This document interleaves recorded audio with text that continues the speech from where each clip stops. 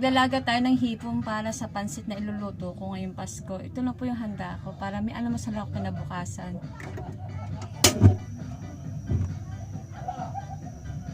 Takpan na natin para maluto. Maghuhugas ako ng mga gulay.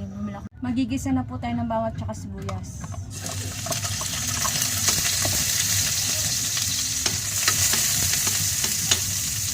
Huwag natin ng hipon. Binili ko yan sa bikutan. 75. Bawal po kasi ako sa karne kaya hipon.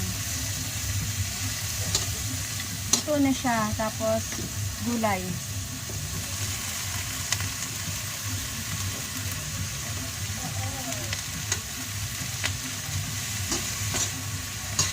Haluin natin.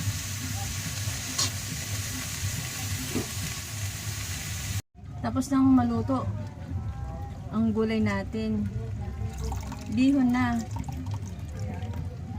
Binabad ko siya sa tubig para malambot.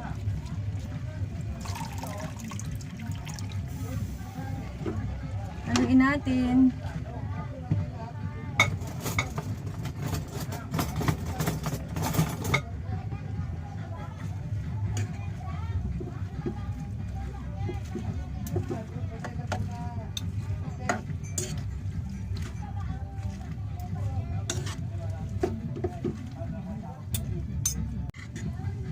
Luto na po yung pansit natin.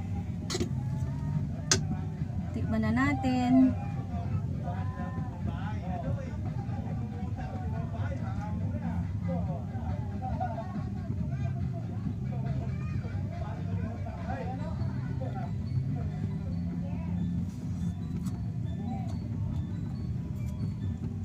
Sarap.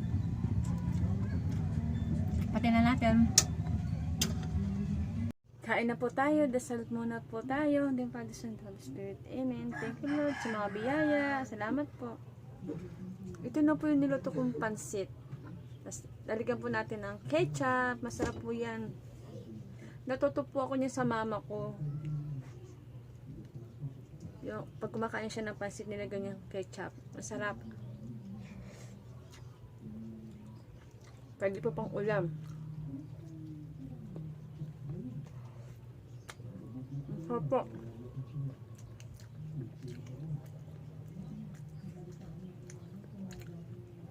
Kain po tayo.